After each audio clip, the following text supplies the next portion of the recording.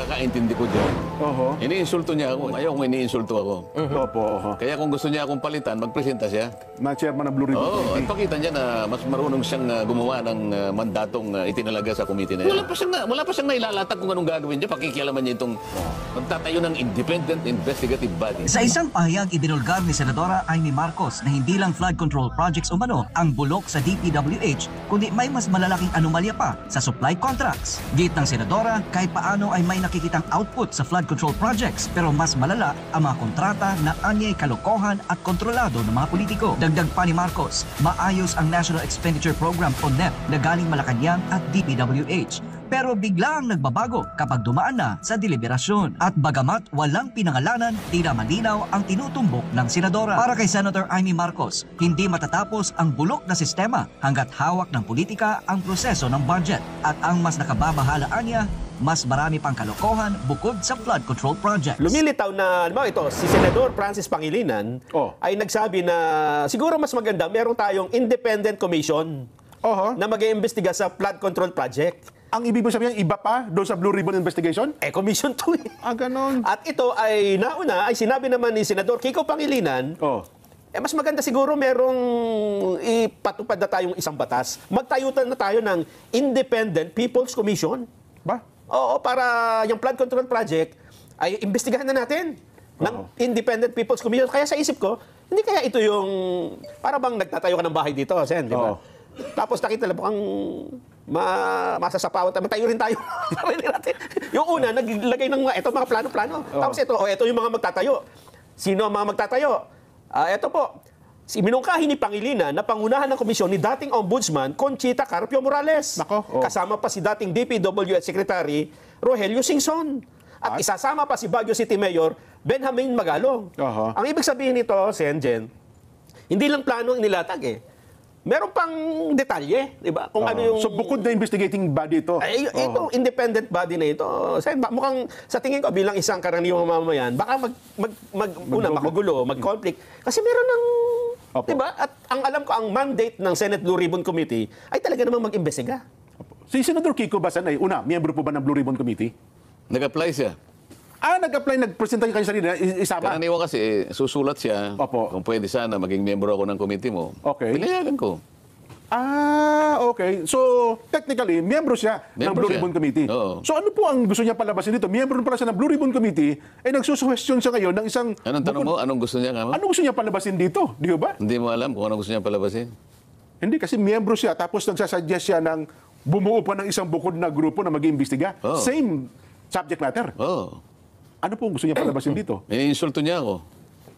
Kung ganyan, Sen, kung halimbawa ako, hindi naman ako miyembro ng Blue Ribbon Committee bilang isang mamamayan, pwede ka bang sabihin sa kanya na, Senador Kiko, baka pwedeng bumitaw ka na sa Blue Ribbon Committee? Kasi kung chairman kayo... Parang inaamin niya na hindi niya kaya eh.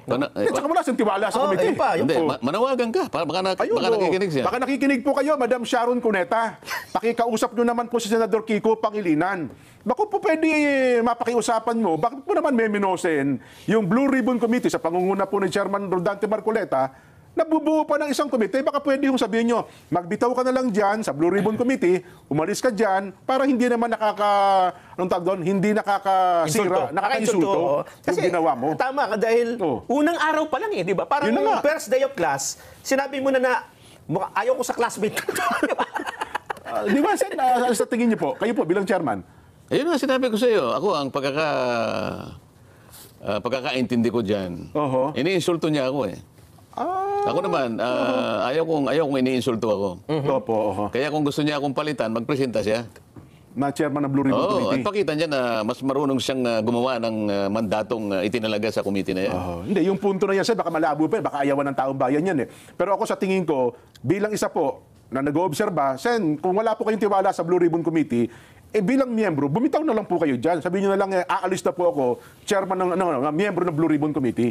Wala pala kayong tiwala eh. Talagang medyo, kaya ako nasasabi, yun ang aking pakiramdam. Opo. Katatransfer ko pa lang. Isang araw pa lang ang ginugol ko sa pag-iimbestiga.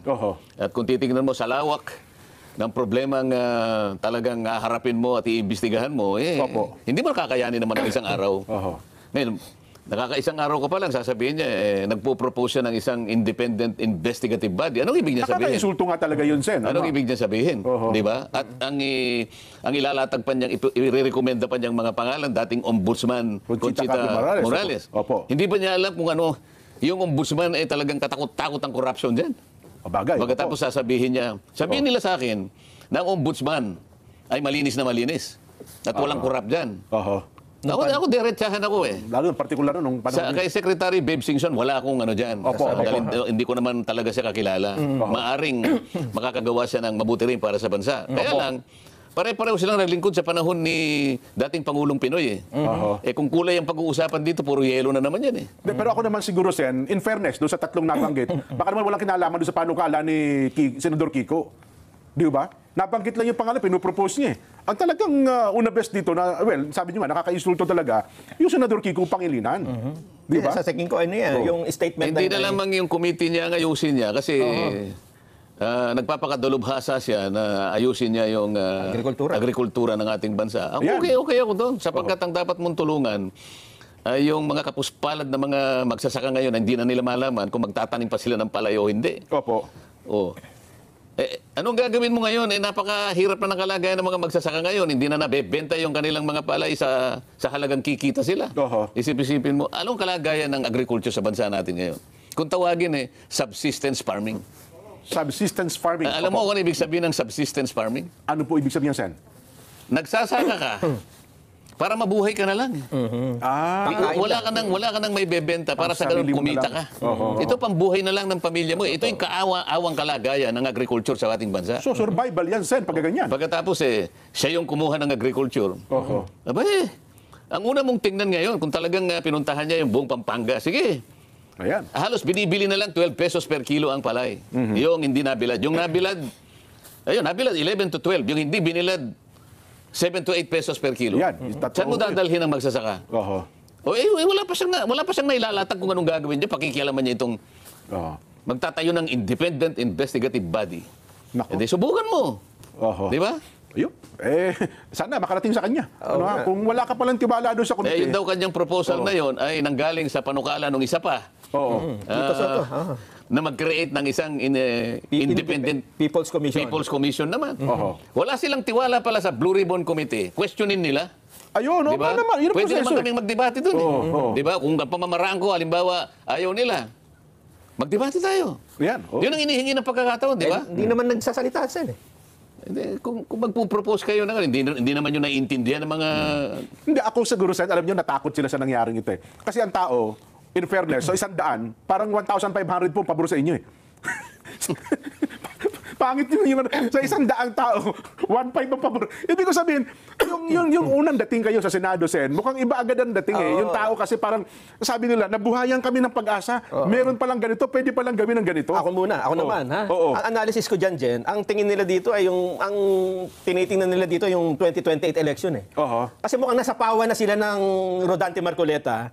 So hindi sila makaangat-angat ngayon. Sabi niya, paano tayo aangat ngayon sa 2028? Paano tayo magpapakitang gilas? Nasapawan tayo. Ang mainit na issue ngayon, flood control.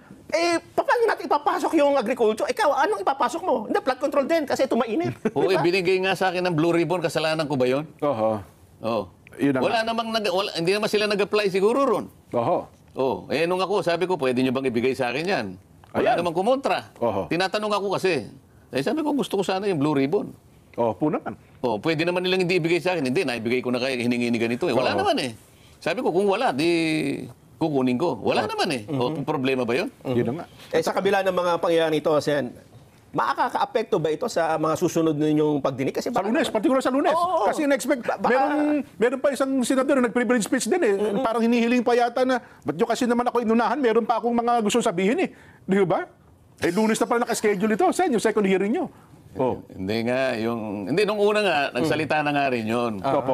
Dapat sana kanya hindi sila nag-hearing muna yung araw na yun eh. Dapat pinauna nila ako isang araw na lang sana. Pinauna mo na yung kanyang privilege speech. Parang yung kariton kanya, siyang humila kanya sa kalabaw. Sabi ko naman sa sarili ko, bakit kinakailangan ko bang tanungin lahat ng mga kasama ko sino yung magpiprivilege speech dito? Mandato ko ito eh. Malay ba natin na mayroon pala sila ganun? Ako may pananagutan dito eh. Ayun na nga po. In-announce ko naman yun eh. naka-announce yun. O, sa ganitong araw, magsisimula ang pagdinig ng Blue Ribbon Committee. Lahat alam. Ayan, opo. O di sana sumama siya doon. O, ba't pinili niyang magpakatahitahimik pagkatapos na makapagsagawa ng isang pagdinig? At saka siya ngayon, Magpi-privilege speech pala siya. kahit na hindi na pinapayagan ng tuntunin, sige, nakapagsalita pa rin. O ngayon, nung malaman niya na naman sa Lunes, magsisimula yung pangalawa. Opo. O, nagmanifest sa floor, sabi niya, sana i-reset yung September 1. Bakit daw? Yun Sapagkat, talaga naman, oo. nagkataong kanya na magsisimula yung pagdinig ng DBCC. Yung budget opo. na ito. Opo, oo.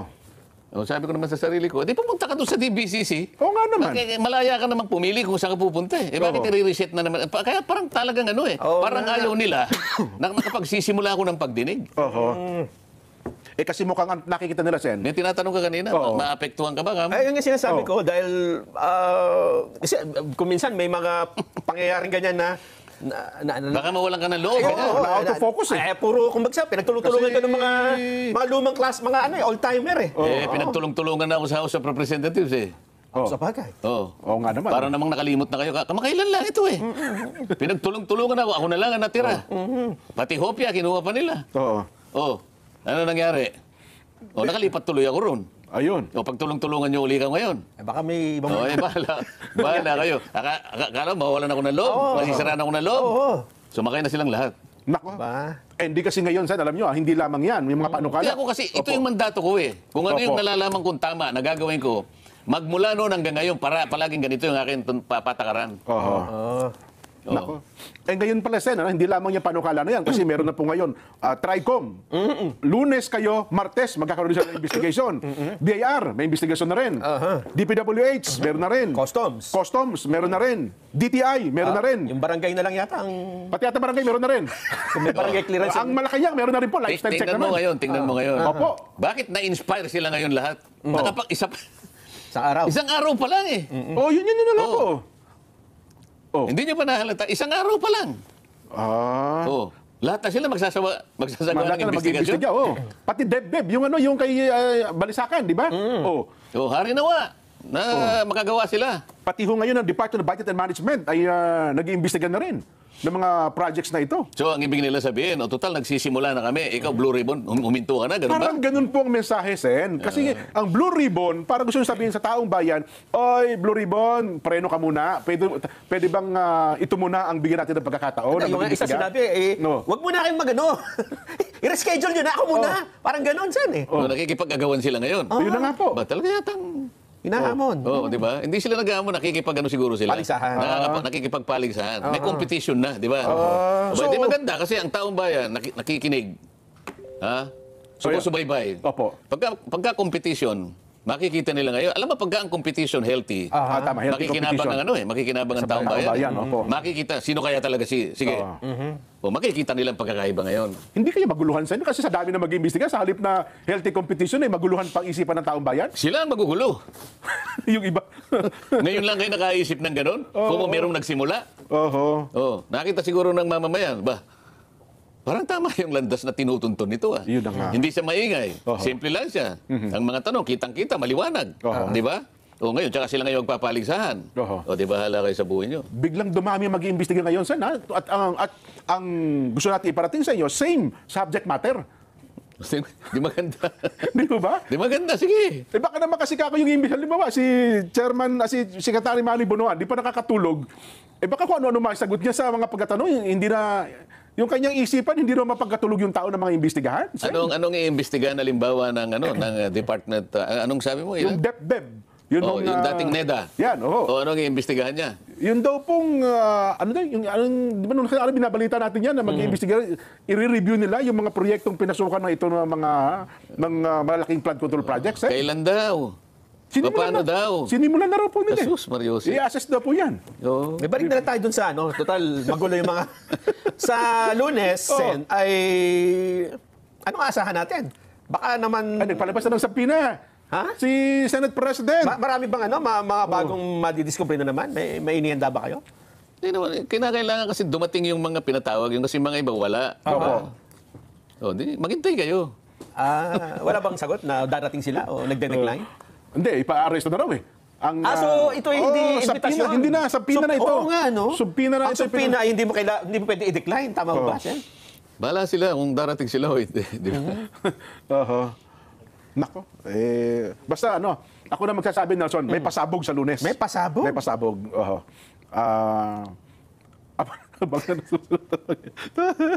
Ilatag muna natin, Nelson, ang ating magiging box papuli. Meron ba tayong nasaan na yung ating wala pa. Discussion lang daw po muna. So, Kasi sabihin, Sen, itong pinag-uusapan natin, yung flood control projects. Pero yan lang ang nagsisilbing pinakamukha ngayon ng corruption. Kasi nakita nila yung lawak, nakita nila yung magnitude, yung lalim, yung dami ng participants at yung pamamaraan kung paano ginagawa, katapos-tapusan talaga, lugi ang taong bayan. Hindi lang nalugi, ninakawan, nalugi, walang nangyari sa kanila kung pag-uusapan yung serbisyo na dapat sana ay para sa kanila. Imbes na sila'y natulungan, na serbisyuhan ng mga serbisyong pampubliko, lalong-lalo na yung nasa kahirapan, yung gagamitin para sa kanila, ninakaw pa. Kaya nagiging popular yung subject matter. Kaya sabi ko nga sa'yo, lahat sumausaw na. Lahat sumausaw na. Walang mandato. Ang nakalagay na mandato, Blue Ribbon Committee. Kung gusto akong tulungan ng mga kasama ko, kasi 17 ang miyembro dyan 17 senators po 17 ito. senators. Opo. Ngayon, Plus yung ex officio members. tsaka sila ngayon magpapanukala na mag-create tayo ng isang di ba? Para nilang iniinsulto yung committee mismo. Di ba? Lalong-lalo na nanggaling sa mga miyembro ng Senado na matagal na ron Mga datihan na nga yan Oo. Pero teka lang, Sen, bago nyo ituloy po yan, may nagbigay din ng komento. Sabi niya, teka lang, hindi kaya ganyan din ang sabihin ng Pangulo na para bagang inuunahan siya ng Blue Ribbon Committee? Kasi mas nauna daw po nagpatawag ng investigasyon ang Pangulong Bongbong, Sen Nagpatawag ng? Nagpa-imbestiga itong flood control projects. Di ba, nung kanya kong SONA at bago yung first day ninyo ay nagkaroon na ng... So di dapat sana ang Pangulo na nagsabi, huwag nyo na muna akong unahan. Pwede ba nga niya, mag-imbestiga na lang muna kayo ng iba? Ako na rito. Walang sinabing gano'n ng Pangulo. Ang totoo niyan, siguro kailangan sabihin ko na rin ngayon. Sige nga po, Bago ako nag-imbestiga, yung unang araw na imbestigasyon, nagkausap kami ng Pangulo. At siya mismo ang nagbigay ng ilang mga detalye na kakailanganin ko. Kailangan malaman ng taong bayan ito. Yan ang malaking balita ngayon, Sen. Sinabi niya sa akin, sana ay magtagumpay ka. Kaya, para dyan sa gumawa ng komunikasyon na yan, hindi. Ang Pangulo mismo ay nagbigay ng pahiwatig na sana magtagumpay ang iyong pagdinig. Mukhang hindi po ata alam ni Auntie Claire yan, Sen. Kasi si Auntie Claire ang nagsabi nun na para bagang sa kanyang statement ay para bagang inuunahan daw ng Blue Ribbon ang investigasyon pinag-utos ng Pangulo. O yan naman, salita na salita, hindi mo na nagtatanong sa presidente, di ba? Ganun mo ba? Dapat sana tinanong niya muna, di ba? Para hindi siya lumilitaw na may pagkaano rin pagkatapos namin nag-uusap, may dumating na isang bisita, naupo sa tabi ko. Mr. President, ito yung gawin mong ombudsman. So personal po kayo magkaharap mismo ng Pangulo, hindi po tatawagan, Sen, Magkatabi nga kami, di ba? Kaya nga kinukwento ko nga sa inyo Yung pala. Okay, Para yung mga taong nagdududa. Yan, nako. Mawalan na kayo ng duda, sinasabi ko na. Nako. May dumating na tumabi sa akin. Mr. President, mabuti dumating ito ako. Ikaw dapat ang maging ombudsman. Kasi yung 17 aplikante doon, wala akong masasabi, basta't mas gusto kita kaysa doon sa 17. Sabi ng presidente, siya na nagsasabi. Ano? Alam mo bakit ka ako? Alam mo kung bakit ikaw ang sinasuggest ko? Bakit siya dapat maging ombudsman? Ganito kasi ako. Nung ako'y nandun sa House of Representatives, meron akong inimbestiga. Nakumpleto ko yung investigasyon. Nagkaroon ng committee report. Inadapt ng plenary at nagkaroon ng rekomendasyon na lahat ng mga datos, lahat ng impormasyon na nakalap doon sa investigasyon na yon, ibigyan ng kopya ngayon ang ombudsman, bigyan ng kopya ang DOJ, ang Solicitor General, kung sino-sino pang ahensya may kinalaman sa pagpapile ng anumang kaukulang aksyon, either administrative, civil, criminal. Alam mo ka kung nangyari? Walang nangyari. Kaya kung ikaw ang ombudsman, sabi kong ganyan sa kanya, ako Blue Ribbon Committee ako, para may mangyari ngayon. Yan ang sinabi ko sa kanya. Ayun. Naririnig ng Pangulo yan. Ako seryoso ako Pangulo, sabi niya, narinig mo, magdesisyon ka. Sabi niya, hindi pa ako naka-apply. Hindi Oo ka nga, wala ako, pa baka pa wala sa pagbibigay wala ng sa JBC. review. hindi ka ako problema yan. Halimbawa ka, kung may na-shortlist na, binigay sa Pangulo. Sabi ng Pangulo, hindi, wala akong gusto rito. Sige, i-open uli yan. O, hindi, pwede ka na. Ayun. Oo. Hindi ba kaya, pwede sabihin? kaya ko lang kinukwento ngayon para malaman ng taong bayan Opo. na ang Pangulo, hindi niya sinabi na wag mo kong unahan. Hindi, nandun ako. Kami dalawa nag-usap. O, yan. Para magkaalaman na tayo. Ibig sabihin seryoso pati ang Pangulo. Seryo, siya nga nagbigay sa akin ng ng USB. Para may makatulong ako sa iyo itong ilang mga detalye na pwede mong gamitin. Nako, mabigat pala ito. Oo. Baka nanonood ba ang ating news department dyan? Baka hindi ho nila nakuha yung bagay na yan. Nelson? Oh. Seryoso pala talaga. Kaya ayaw ko muna sanang ibahagi yun. Alam niyo naman ako, hindi naman ako makwento eh. Opo. Kasi yung mga iba dyan po, hindi Iba kasi... hindi pa nakausap. Nakausap ko si ganito. Yun ang mabigat. Numero 1 pa lang nagbigay ng unang tulong sa iyo. Baka sabihin nila, hindi naman nagsasabi ng totoo si Kong, hindi totoo. Tanungin mo si Congressman Sandro. Nakaharap siya. Kung hindi pa kayo maniniwala. Nung araw at oras. Sige nga, magsalita kayo ngayon. Hindi nyo man lang kami natawagan ni Nelson Sen para may saksing buhay na magpapatotoo na ganap nga yung usapan na yun. Mas mabuti ba yung ganito? Na kaagapan nyo ang presidente sa investigasyon? Baka sabihin nila parang hindi yata tama. Anong kaagap? Ako nag-iimbestiga. Ako ang aking komite. Nagpahayag siya ng sana ay magtagumpay ka. O ano masama doon? Kapag nagtagumpay ako, magtatagumpay ang taong kanyang, bayan. hindi ba, Ang kanyang para sa taong bayan ito. Sa bagay, binuksan niya yung isumbong sa Pangulo eh. Dahil ako yung investigat, committee ko ito At saka mandate niyo yan eh. Mandato ko ito eh. Ngayon ang Pangulo, kung gusto nilang mag-imbestiga, parallel. Wala akong makita ng problema doon. problema. Pero sa akin niya nga binigay eh. Katunayan na siya'y sumusuporta, binigyan pa kayo ng USB. Yes.